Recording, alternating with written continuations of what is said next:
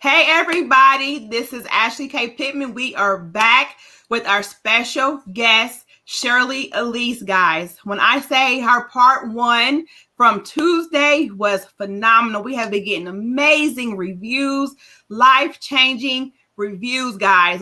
She has been able to touch so many people in such a short amount of time. So if you've been able to come back and hear our part two when she shares her story around pregnancy loss and overcoming cancer, guys. When I say this, Miss Shir'Lee Elesse guys, she's phenomenal. She is absolutely phenomenal. She is a best-selling author, a speaker. She's an advocate for foster care. And she's also a, I lost my train of thought, sexual trauma and cancer survivor, guys. So, she's amazing. She's absolutely phenomenal. And again, my name is Ashley K. Pittman. I am a best-selling author, speaker, pregnancy loss and writing mentor, and also a self-publishing consultant. And I am so excited for you guys to hear part two. So without said ado, if that's even the right word, I am going to bring up Miss Shir'Lee Elesse. Hey, Shir'Lee! I got all tongue-tied. It happens. It happens. I got it out. I was like, okay, that's it. All righty. Right there, right. So as you heard before, I briefly, shared what we talked about in part one. And part one was amazing. We have gotten so many amazing reviews and feedback from people, the way you touch them and the experiences that you've been through, but how you've overcome and show forgiveness and grace and mercy to those that have wronged you. So thank you again for being back. And as we shared in part one, that we're going to dive right back in and share your journey with pregnancy loss. But before we share that, guys, I want to also tell you, like I said, she is a best-selling author of a collaboration that I was able to put together called Don't Struggle in Silence, I Am a Victor, guys. And this book right here has been able to touch so many lives as well. Yeah, and absolutely. When I say Shir'Lee has gotten so many just, again, amazing reviews from her story alone. And I just, everything that she shares with me and the feedback that she's getting is so overwhelming, and just confirms that the work that we are doing together and the women in this book, the collaboration that we've been able to put together, it's been amazing, guys. Absolutely amazing. So that book, Don't Struggle in Silence, if you would love a copy to read Shirley's full story, guys, please connect with her on social media through Facebook and Instagram, and she would definitely give you those handles before we close out. Yes. But with all that, Miss Shir'Lee, how are you doing today? I'm good. I'm ready. You look amazing as usual. You look absolutely stunning. Oh, thank you. So let's hop right on in. So now we're going to talk about your pregnancy loss story. Can you dive right in and tell us about it? Yes. So as you already know, Ashley, just based off of the project that we did together, so I lost 4 babies. I had a set of twins early in my early 20s. I didn't even know I was pregnant until I lost them. And then my final pregnancy, I didn't know if it was a boy or girl or anything. I had a tubal pregnancy, but the middle pregnancy is the one that stood out the most. I was pregnant with a little girl. Her name was Yanni. We called her Yanni. And that case was just really interesting. And actually, this is her birthday month, September 16th. She would be 9. Wow. So this pregnancy was just all over the place. It was one of those pregnancies where, first of all, I didn't really realize I could get pregnant. Like I said, I was pregnant with the twins, but I didn't know there was no connection. It was just like, oh, okay, I was pregnant. Cool. Yeah. But with this middle one, we believe God for this baby. We went to the altar, the pastor called anybody to the altar who was believing God to conceive. And so we went to the altar, we were believing God to conceive. I'm thinking like, yeah, God said it. We're going to do it. I'm going to have a baby. Life is great. Yeah. Life was not great. So, it was so many different things prophesied, so many promises that God had said. Even now, I'm still holding on to a lot of the promises that he said because it hasn't been fulfilled yet. But I went to get my first ultrasound. And so I was so excited to get my first ultrasound, and they tell me, the ultrasound technician, she's just like, stay here, I'll be right back. I got to get the doctor because I've never seen this before. So I'm like, okay, cool. Maybe it's just, whatever. The doctor comes back in, and she just wasn't friendly at all. She was, I don't know. She was to me, she was extremely rude. And she basically she didn't greet me. She didn't say congratulations. She didn't say anything. She walked right in. Yeah. She looked at the screen, of the ultrasound, and she says, she does whatever she does. And then she looks at me, she hands me a box of tissues, and she's just like, your baby is not in the right spot. You're going to have to make a decision to terminate. I'm going to be outside if you need me. Handed me the box of tissues and left.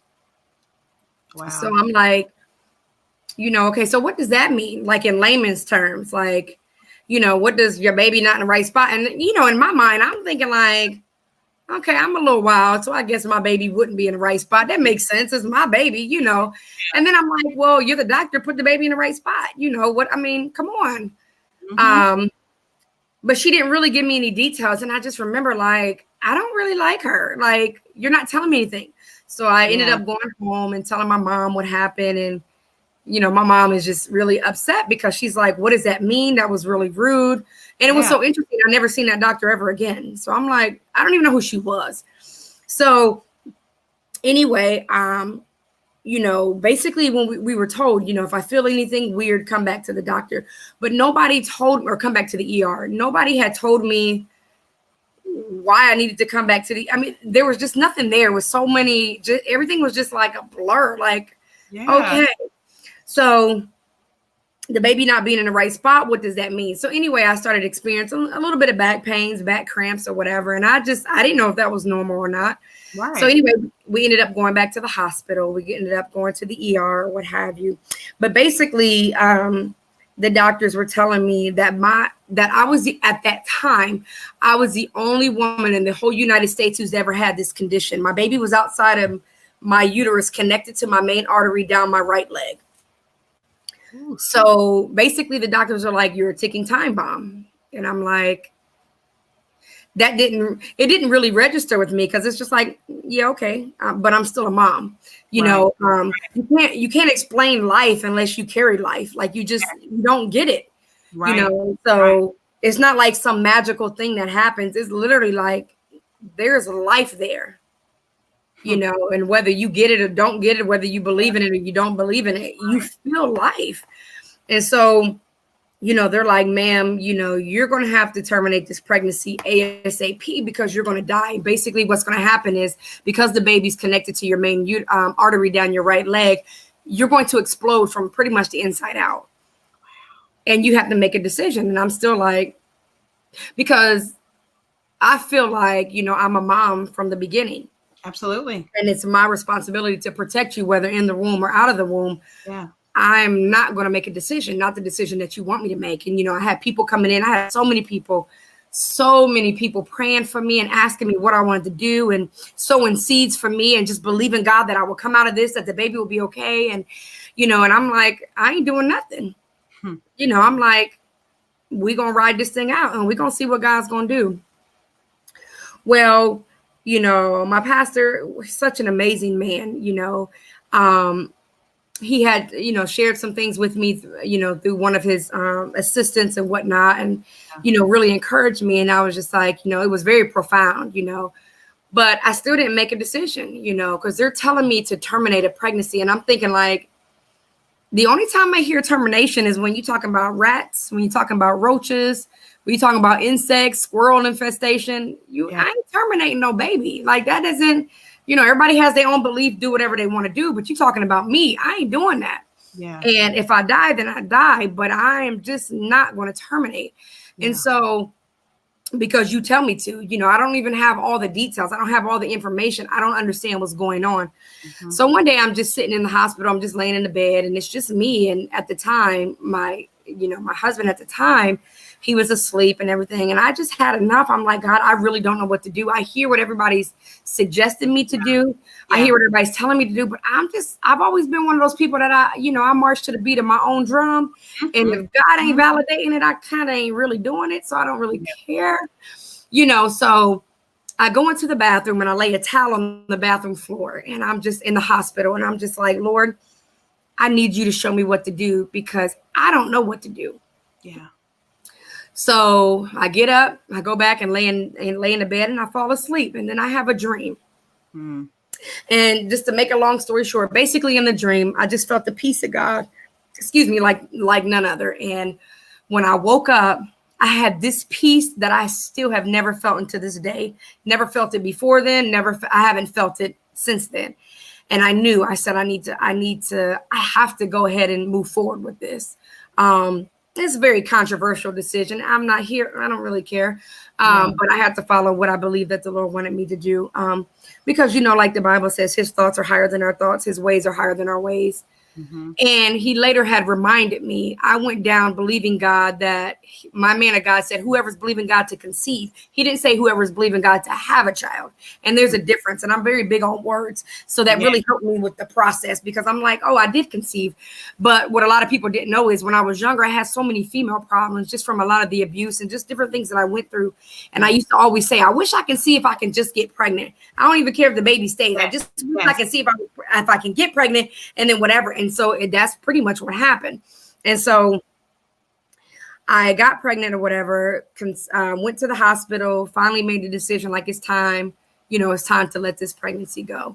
So because I was dying, and I didn't know that I was dying. Mm-hmm. But I still didn't care. I didn't have any fears. I didn't have any doubts. I didn't have anything, when the Bible talks about carrying one another's burdens, people literally carried my burdens, because I didn't feel all the things that they were feeling. I mean, people were on their face. My pastor was telling people, I need 100 people to fast and pray for her for 3 days. And people, I had teenagers, people around the world that I've never even met, telling me, like, I've been praying for you and fasting for at least 7 days, because I knew I wasn't going to make it. Afterwards, looking back at it, I'm like, oh, I wasn't going to make that. I know this was God. This is not me, And so I went ahead and terminated the pregnancy. And they're like, it's a very easy process. All we do is just put the needle in. And I'm sorry if it's a little too much for people listening, but it's my story. Yeah. So they put the needle in my, my pelvic area or whatever, and they look at the ultrasound. All they're going to do is just stop the heartbeat of the baby. That's it. It's a simple procedure. Takes about 2 minutes. Bam, bam, we're done. So I'm laying here. My ultrasound thing is right here. The screen, the two doctors are in front of me. And then my ex-husband is right beside me. And they're like, we don't recommend you look at the screen. We're just looking at the screen so we can make sure that we put the needle in the right spot. And I'm like, I ain't trying to look at the screen. I get it. So my ex-husband, he's like, I'm going to watch, because that's I just have to watch. So anyway, I couldn't see anything because it was out of my view. He could see it. And I'm laying there, and they're like, you just have to be perfectly still. I'm like, okay. I'm looking at them, watching the screen. And then all of a sudden, I literally just did this back bend. I just bent straight back, and I started screaming. And my ex-husband, he had told me at that time, he said, when they were putting the needle in, they can see the baby's arms fight. She was just swinging. Wow. And he lost it. He passed out in the hospital, but he lost it. And he said that was the first time I ever really realized how connected a mother is with the baby in her womb. He said you couldn't even see when the needle touched her heart. But the minute I saw that needle go in her heart, you did a back bend and screamed. I said, I felt life leaving me. I can't explain that to you. I can't go off of anybody else's experience. I can't go, because, some people try to say, well, I had a friend who, or mom, I'm not your friend. I'm not your mom. I'm not any of your experiences. I'm me. And I literally felt life leaving my body. And even the doctors were like, ma'am, you need to bring your body back down. Like, it shouldn't even be painful like that. Relax. Yeah. And it was just the most excruciating thing that I've ever felt. But there was really no physical pain. And I can't describe it. It just felt like somebody had killed me, but somehow resurrected me, and I can still feel that I was dead, but I'm still on the inside. I don't know how to describe it, Yeah. you know, Yeah. and man, it just hurt, you know. So anyhow, I didn't really have time to grieve, you know, because I gotta stay strong for the marriage. And I don't really, you don't really process everything when you're going through it. It's not until everything gets quiet that you begin Yeah. to start putting things together. You know what I mean? When people are not there, the people that were there going through it with you are no longer there when it's Yeah. over, you know, and it's okay. You can't blame people for that. God has a space where it's just for you and him, and people Yeah. can't take that space, you know, and sometimes you feel a little offended because it's like, I need you. God is like, nah, baby, you don't need them. You need me, you know, and I went through that process and I had to learn that. But I Right. remember after that whole incident, you know, I was in the hospital for a while and I had to, they finally let me go, but I was in so much pain after that. They were like, we don't know what's going on. And I'm thinking, like, if I'm the only woman in the whole United States who's ever been through this, and I'm telling you, I'm having pain, I can't even stand up or sit up, it Yeah. would be smart to try to figure out, to look at my stomach, figure out what's going on. But they didn't. It's like, okay, whatever, human error, it happens. Wow. So I leave and I'm just sitting there in a recliner because I could not lay down at all for several weeks. And I'm just sitting there. And I ended up going to the store with my mom, and she's just like, you know, maybe you need to get fresh air. Maybe you need to get out the house, you know, just get some fresh air. And then when I was at the store with her, she looked at me. I couldn't stand up, so I had to hold on to the cart. And Yeah. she's like, you are really pale. And I'm just so sarcastic. I'm like, duh, mom, I'm half white. I mean, what color do you want me to be? But she's just like, you know, nah, baby, you are pale. And I'm like, oh, okay. But, you know, I didn't think anything of it. And then finally, one day, I'm sitting in my recliner at home in the middle of the night, and it was Saturday. And I told my ex-husband at the time, I said, if I do not go, if I don't feel better by Monday, I'm going to go back to the hospital. And I heard the Holy Spirit so clear. He said, you need to go to the hospital now. And it was Saturday night, like going into that Sunday morning.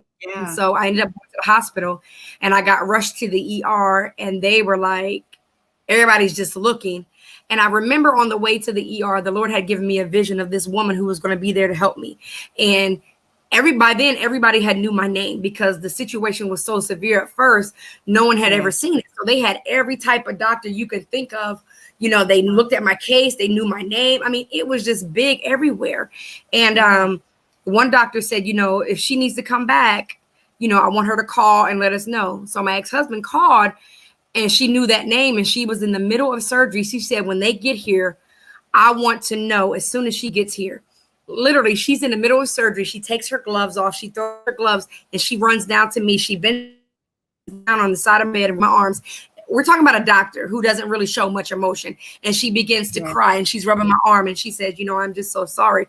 But by then, I don't have tears. I'm just like, you know, I don't know what's going on. It's like God shielded me from all that fear that I was going to die, that I could die or anything. And everybody else is carrying the weight. But I don't feel that. Everybody's up in the middle of the night fasting and praying and sowing seeds. And I'm just sitting there like, I'm just kind of hurting. Can y'all give me some pain medicine? Like, I mean, you know.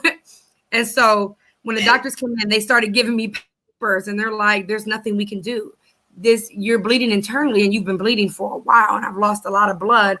And that's why I was having pain in my stomach. And I didn't know that. I thought it was trapped gas. I'm like, I don't know how I'm supposed to know. Yeah. Right. So, Right. and they're like, there's nothing we can do. And so they had me sign all these papers, and then they ended up putting me in the ICU. I ended up having a blood transfusion and all that. Obviously, I came out of it because here I am. And there was, and we'll just discuss that later. But a lot of different things that transpired. But I remember once I got released, they stopped the bleeding. They did all the stuff that they needed to do. I remember after I got out the hospital, that's when I started having thoughts of, you gonna die. And I'm thinking like, well, devil, if I'm gonna die, you should have told me that when I was in there. I said, I'm cool now. You a little late. Like, you are so late, you know. But I have realized that God had allowed everybody else to carry my burden. And He shielded me from all. I mean, when I say shielded me, I had no fears at all that I was gonna die. I just didn't. And actually, I was ready to die. I'm like, this is my baby. Like, I'm not going to give you, you know, I'm willing to die, you know, but God has another plan. But that whole thing with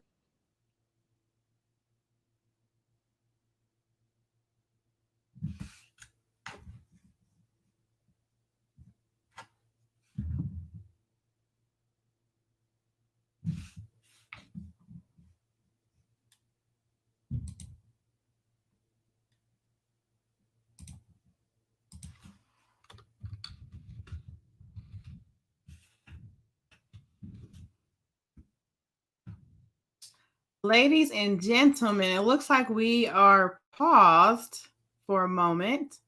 We can see if we can get her back on. Give us a second.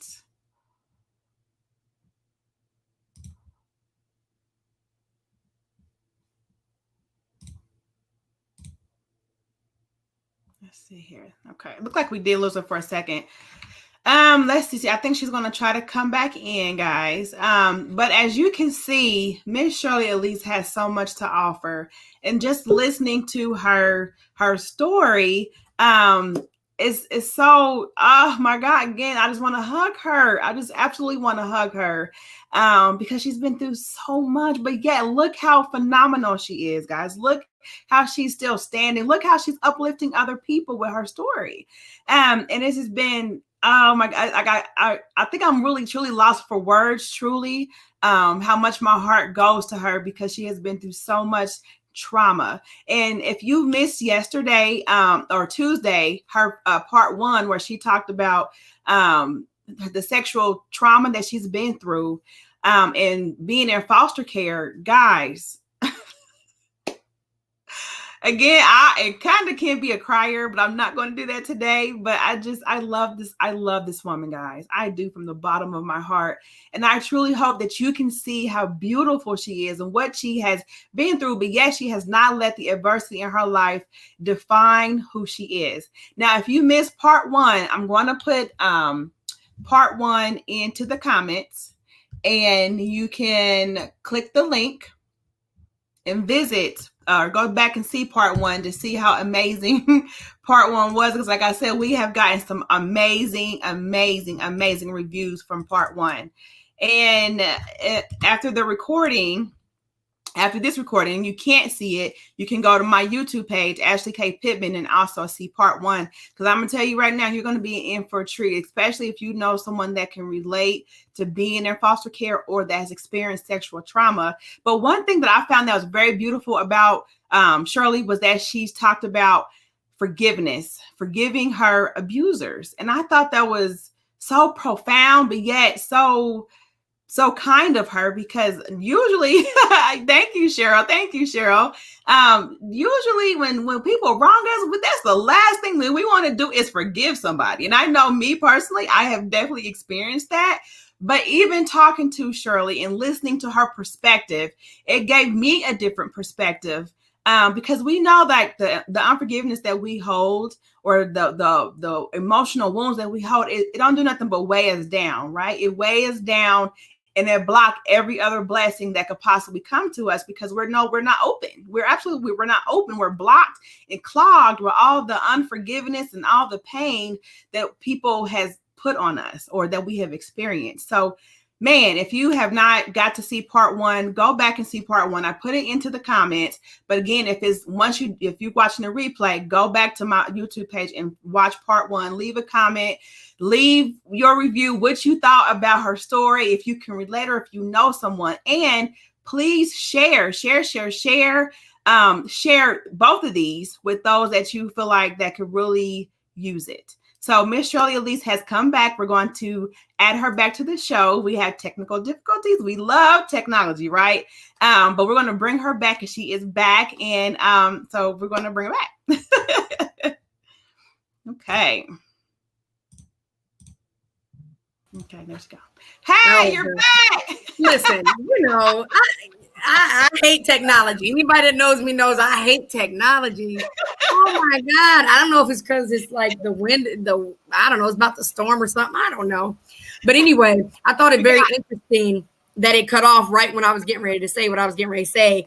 Because before I got cut off, I was saying that, when I didn't question God about the whole baby thing, I just figured, you know what, God, you do all things well, and whatever you choose. It didn't mean I wasn't hurt. Didn't mean I wasn't sad.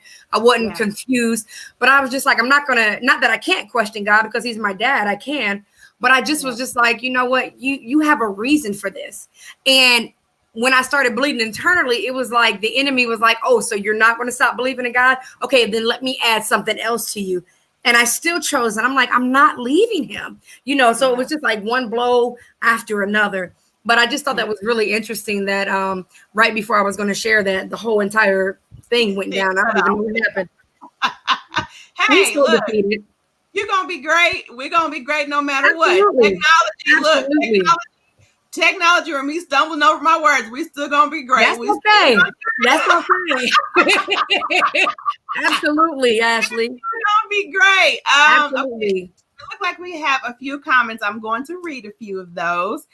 We have Cheryl. She said, "You're amazing, Shir'Lee." She said, "I love her personality." And is it Savannah or Shavana? Savannah. She said, "Where can I purchase her book?" So you can purchase me. Yep. Purchase it with Miss Shir'Lee. So you can connect with her, and she can definitely get you a copy. So thank you guys for tuning in. This is absolutely phenomenal. Very well supported. Miss Shir'Lee has so much to offer, guys, as you can tell. So Miss Shir'Lee, I do want to ask you, dear. Do they know? Did they ever figure out what caused the baby to be placed where she was? Nobody has any idea. Remember at the time, I was the only woman in the whole United States. So for me, I was like a guinea pig. I was a project. They had no idea what happened. You know, everybody was so curious. People were running around wanting to do surgery. I'm like, absolutely not. We're not doing that. You know, so no one really knows. I don't know what it was. You know, it was just one of those things. Yeah. Okay. Because I know somebody gonna watch this and like, oh my God, or I mean, that can possibly relate. So I was just curious if they finally figured out or knew exactly what happened or what caused it. And let me ask this now, because the baby was placed where she was, did you have any like pain or anything, inclination that something was wrong? Nope. I didn't even have pregnancy symptoms. I didn't have anything. I didn't even know I was pregnant until my cycle. You know, I missed my cycle, but I didn't throw up. I didn't have breast. I had nothing, nothing. I did throw up one time because I smelled something awful, but that was it.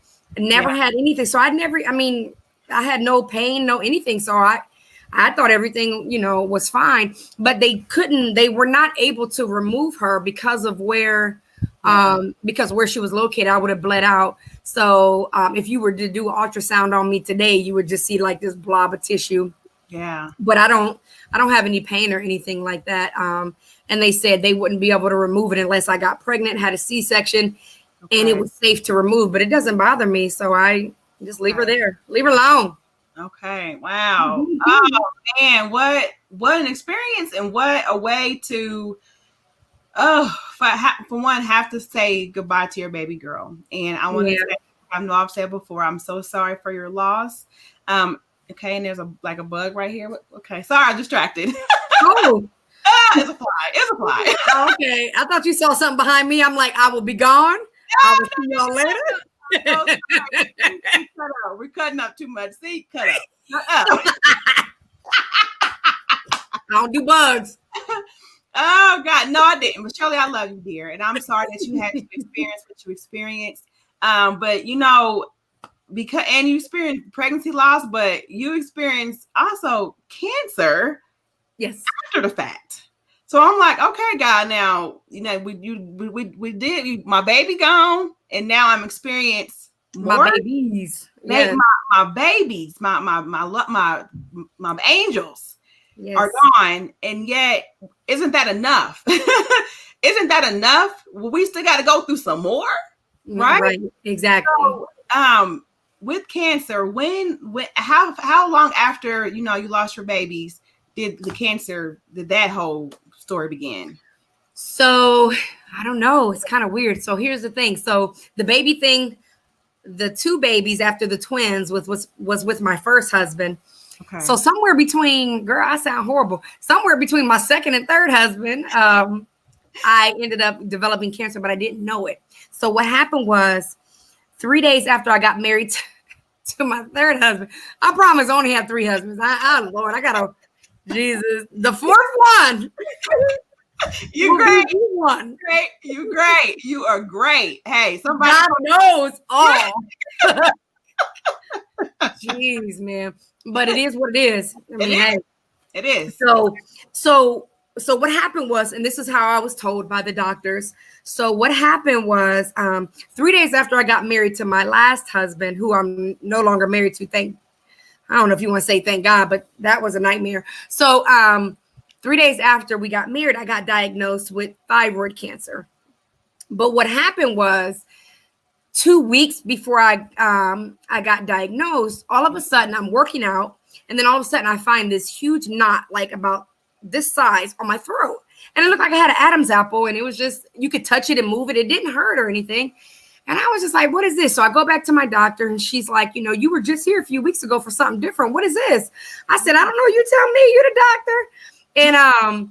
And she's like, okay, well, let's run some tests, whatever. I had an ultrasound, biopsies, and whatever. And so, I went to the ultrasound tech, and then when I went to get a biopsy, I was like, listen, guys, I promise you, I'm not a man. I promise you, I don't know what this is, but it just came out of the blue. And so they're like, oh, we kind of can tell you're not a man. And I'm like, okay, I just need y'all to know that. So I need to understand what it is then, because I don't get it. Yeah. And so they're like, let's just run, before we tell you what we think it could be, let's just run some tests, because it could be nothing.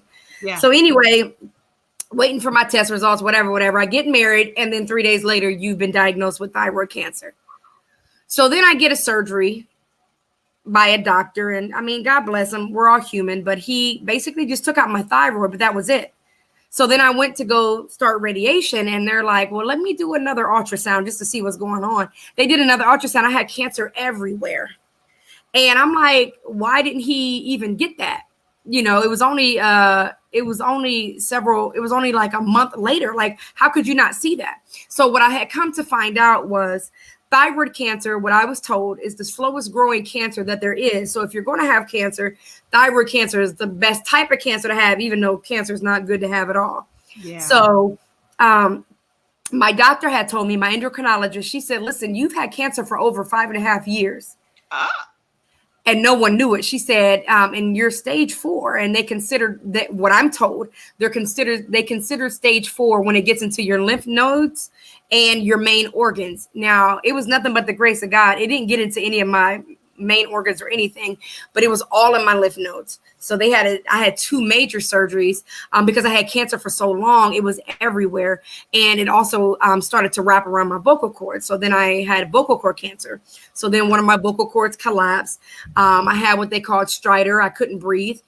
So then I was back in the ICU for that. And then I lost my voice completely. I couldn't talk. I had to learn how to swallow again and different things like that. So now I'm currently in vocal cord therapy because every now and then my voice will go in and out. But, so I went through that, and it was one of those things where it was not the process like now from after the surgeries till now has been harder than the cancer itself. Because like I said, I didn't know I had it. I had when I was married, and it's sad, but it's just my story. I don't want to talk negative about anybody, but I mean, the bottom line is, I'm not mad at him. I forgive him, nothing, but it was just sad because he had said with me and a few of our mutual friends, that he would be doing something else had it not been for me getting cancer. And I'm just like, oh. I didn't just walk up to McDonald's like, hey, listen, can I have a number 4, stage 4 cancer, please, with vocal cord cancer on the side? One of those things. It was just like, so I didn't really have time to like cry out to, have anybody there. It's like, okay, I got to stay up, once again, I got to protect Shir'Lee, because no one else is going to do that. So yeah, you don't have time to focus on, dang, man, I had cancer. And then I just went through a period where I was just kind of like, what if it comes back, and I'm like, and my doctor even told me, he said, I will be seeing you back soon, at some point. And I'm like, nah, that ain't my story. I mean, I know you have to tell me what you have to tell me as a doctor, but, God is so much bigger. I heard someone say on a movie, science can only go so far, but then there's God. I'm like, listen, I'm not going through all this hell on earth from birth until now, just for you to tell me that you're going to see me soon. You ain't seeing me soon, And so, so I had to go through that. And then I just remembered at one point, I was just like, what if I die? I'm like, I haven't even begun to even know who I am, in God at that time. And I'm just like, how, whatever. But those are some of the things that I dealt with on my own. And so from then, they wanted to do radiation. So I was scheduled to do radiation, and I didn't really want to do radiation because, there's different types of radiation. And I know that some people have spot radiation.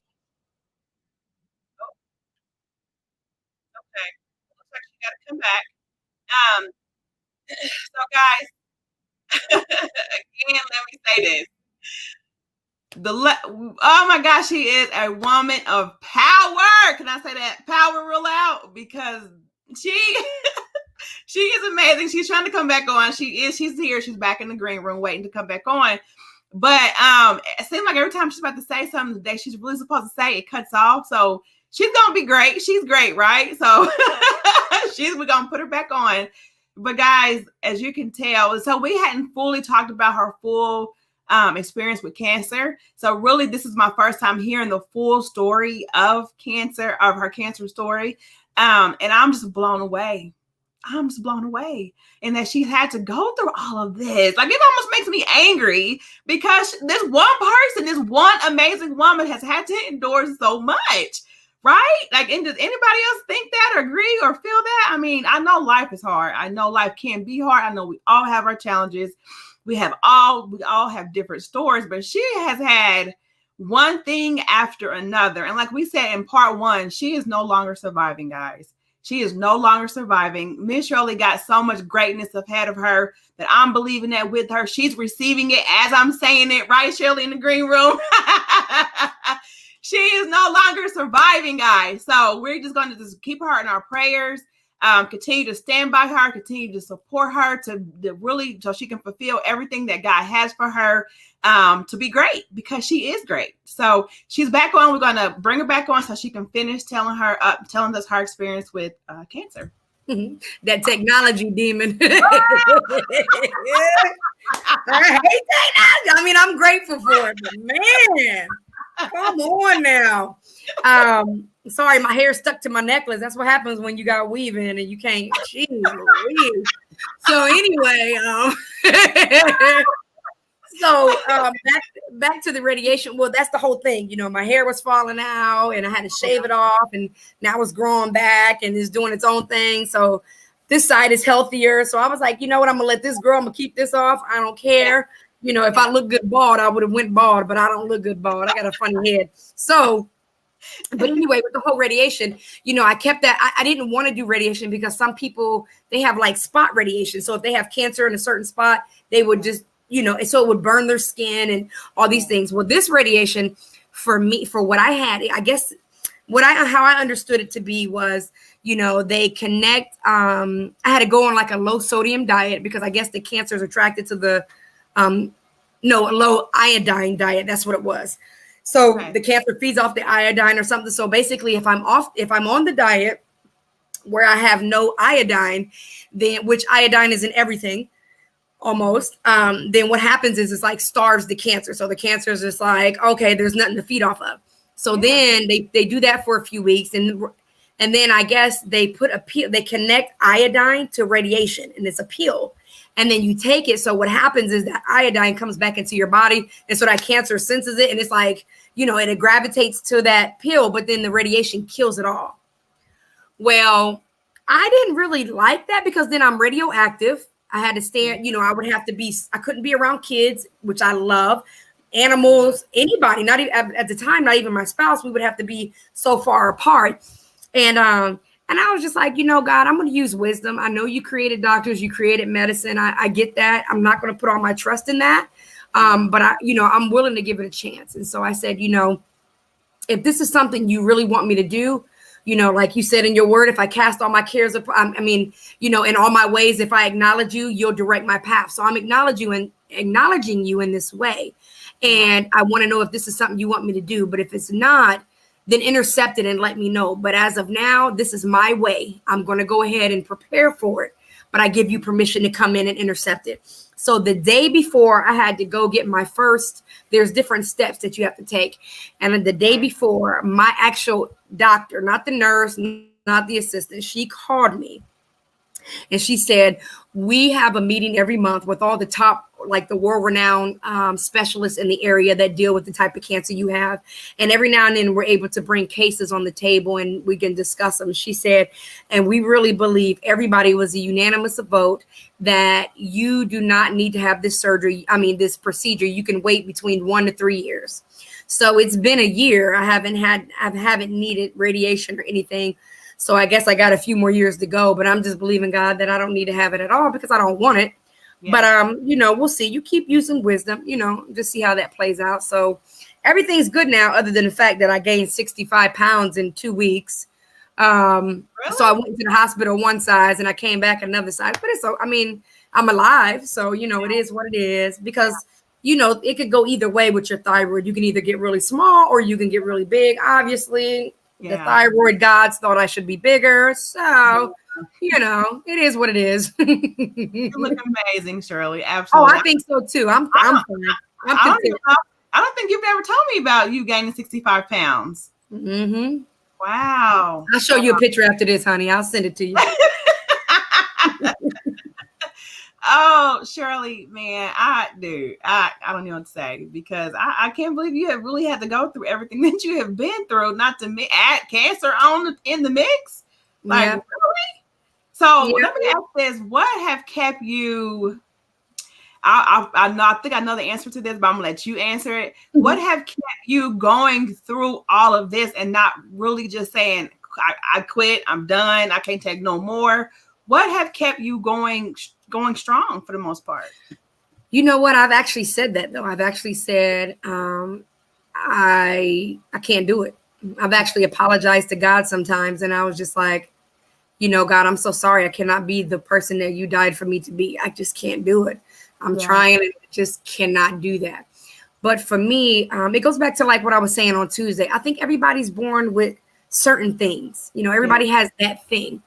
And for me, I've always been athletic. I'm an athlete, and I was always born with an athletic heart. And heart is something that you can't teach nobody. Either you got heart or you don't. You don't, right? And I've always had that bulldog tenacity. I've always had that, I don't care, I'm going to do it. And so I hate feeling defeated. And even through the tears and even through the, like I mentioned the other day, never being suicidal at all. But having those moments where I just wanted to die. I just wanted to wake up in his presence, But then what would you tell an almighty God? I couldn't do it. I couldn't do what you knew I could do, that you gave me the strength to do. You gave me all the tools to do. I said, no, I can't be defeated. I don't like that feeling. Yes. And I love people. And he's always given me a heart for people. And I absolutely, wholeheartedly love people, Ashley. And I'm just like, how can I quit? Like, how can I get so selfish that it's just about me to where I have to I quit? And I'm not, faulting anybody or putting anybody down. But for me, there are so many people who, again, I am somebody's answer. Yeah. How can I just give up? So if I give up, I'm causing somebody else to give up 10 years from now. And I'm causing somebody else to give up in a whole different generation. I'm causing somebody else to give up next door. Yeah. I don't want that burden on me. Yeah.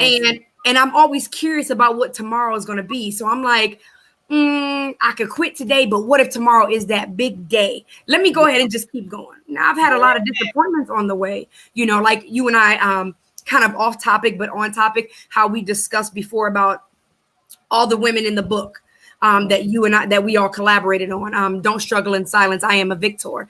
And all the women, I think there were 7 of us who wrote the story. Well, every single one of us lost children or a child or children. Yeah. But every single person in that book now, as of today, either they all have kids, multiples, or they're about to have a baby.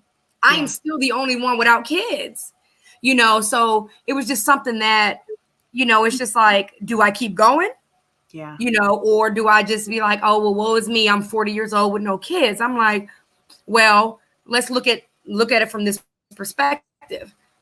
They can always talk about what they lost and what they don't have, and you cannot replace a soul. However, they still have other kids that they can still brag about, talk about, entertain, play with, raise, grow, watch, dominate, everything. I'm still in that same constant reminder that I don't have kids every day, but at the same time, it's like, okay, so then what are you going to do with that? What if God never gives you kids? Are you still going to live for him, or are you going to be done? Oh, I choose life, please. Like, I'm going to still live for you. I cry on a regular.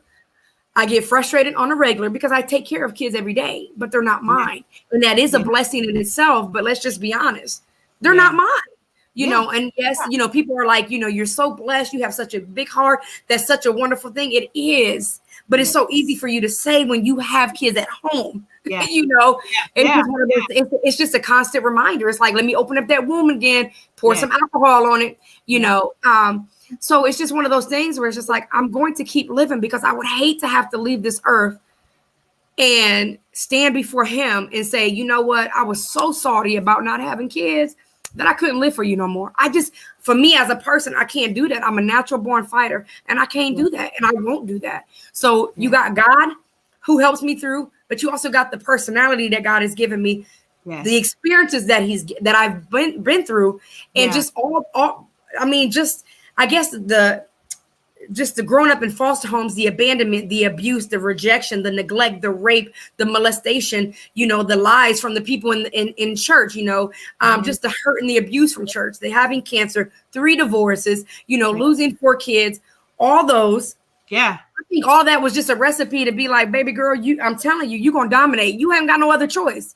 You either going to do it or you ain't. And I'm here and I'm going to do it. So I think it's just a mixture of things. It's not just one thing, but it has a lot to do with where I come from, where I'm going, who I am, who I want to be, who I serve, who I don't serve. So it's just a mixture, and it's a perspective, and it's an attitude of, if I'm going to be here, I might as well do it. I might as well do it to my fullest. I don't want to suffer, if that makes sense. It does. It does. It makes perfect sense, and well said. Oh my goodness. Thank you. Well said. I'm like, dang, okay. Yes. You're amazing. And I keep saying that. I know I repeat myself, but you are. You're absolutely but I love that you're, oh God. I'm sorry. I'm truly lost for words. When it comes to you and you telling everything that you have been through, I just feel like, man, and even talking to you offline, I still like, she's an amazing person. And I truly, truly hope that you always see that, embrace that, and keep that fire going, and continue to just be able to let people heal through your story. Absolutely. And I know you are. I know you Absolutely. are. The reviews, you know, comments that we're getting, and the reviews that we've gotten from part 1, and the comments and reviews that we're going to get from part 2, because even the more in depth you go about your story. I told y'all her story was big, like really big, and you're like, how can one person go through one thing? And look at her today. Look at her. She's still standing. Literally, she is still standing and still thriving, and going to go further. Absolutely. She's gotten, people are connecting with her because of her story, and she had the courage to share. So before we close out, Shir'Lee, is there anything else more that we want to share with our audience, or, you know, how, you know, what you experienced through pregnancy loss or coming through cancer? Anything else that you think that could be helpful to someone else? I think we pretty much hit on everything. I mean, there's just so many different levels to everything, you know, everything that I've been through and different things like that. So we can go on forever. Yeah. But I guess for me, my ultimate goal is the only reason why, you know, I get we talk about a lot of the positive feedback. It has been mind-blowing, the things that people have been saying. And the thing I always want to point out is not just the women, man, the men who have been responding. Listen, it's just amazing to be able to touch something so masculine, you know what I mean, that society doesn't look at like they get abused or they're affected. I mean, I've had so many men just bless me and overwhelm me, and I'm just like, God, I always want to stay sensitive and true to that. And I know we're all about empowering other women and different things like that. And that is amazing to me. But I've always known at a very young age, I'm not called to one specific person. People are my focus, you know, and I love being a blessing to women, but I want to be a blessing to men, and I want to be a blessing to young boys and to young girls, you know, old and young, married and single, you know, because we all bleed, you know, we all hurt. And I think sometimes we get so focused on who we are, what we've been through as Black or as a female.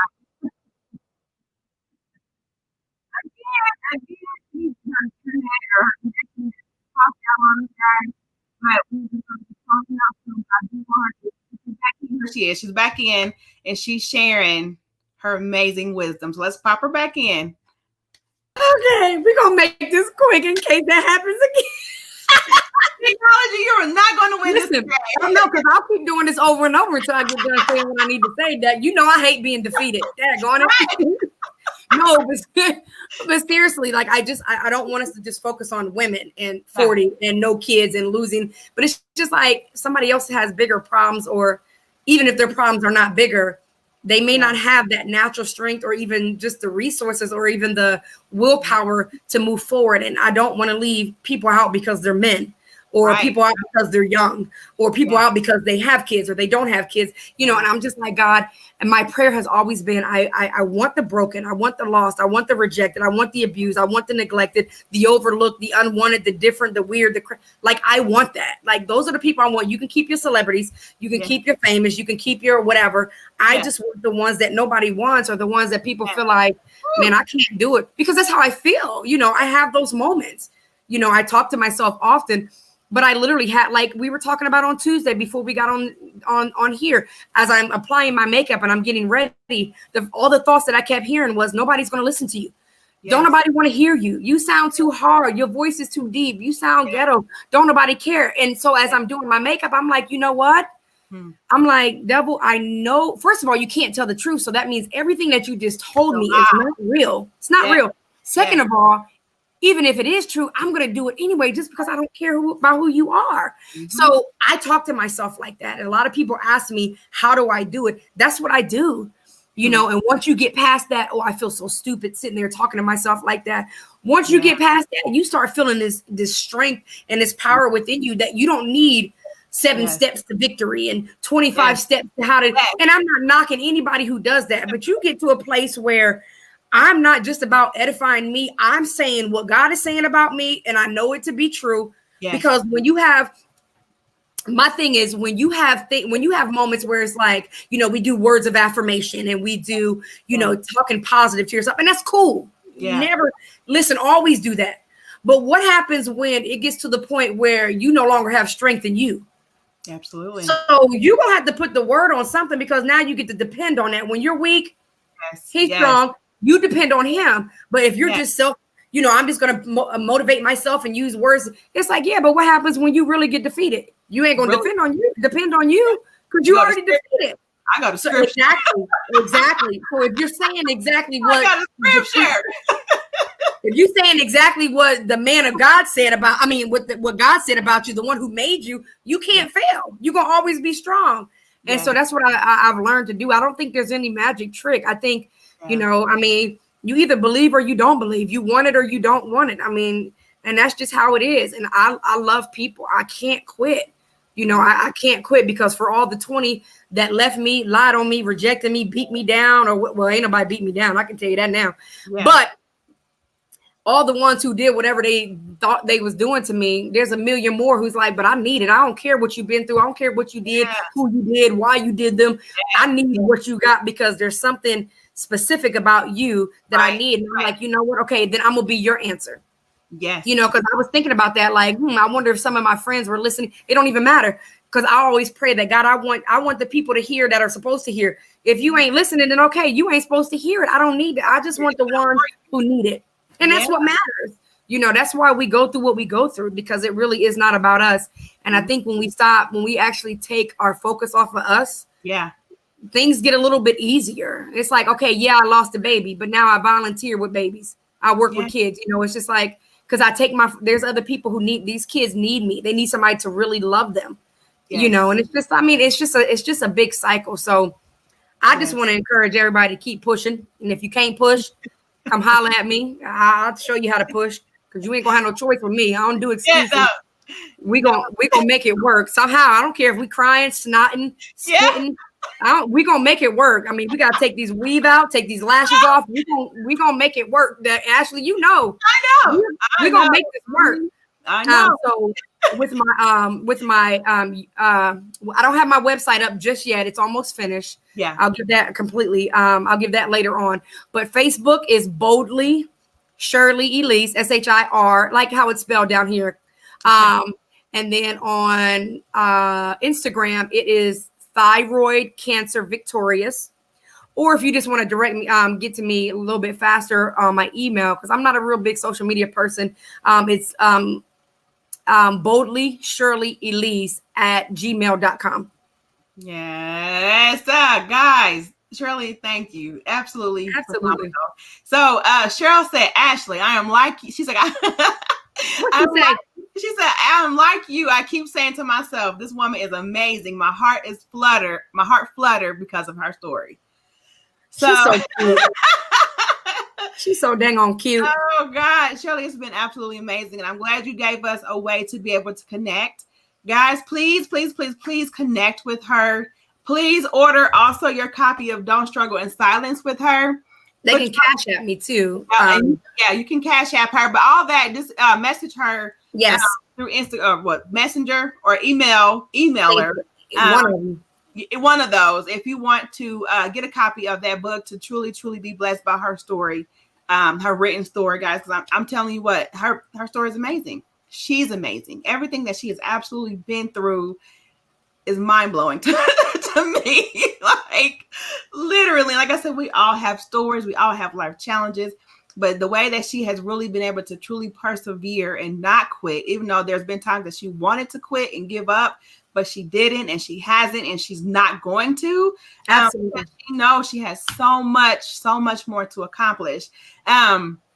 But again, if you have not got to watch part 1, we're about to wrap up part 2, and thank you, Ms. Shirley, for coming and sharing your story in part 1 and part 2. But you can go back, like I said, on my YouTube channel at Ashley K. Pittman and watch part 1. Leave comments, leave your reviews. Absolutely. Share requests.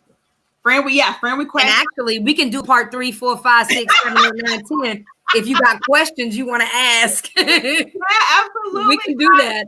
We can do it.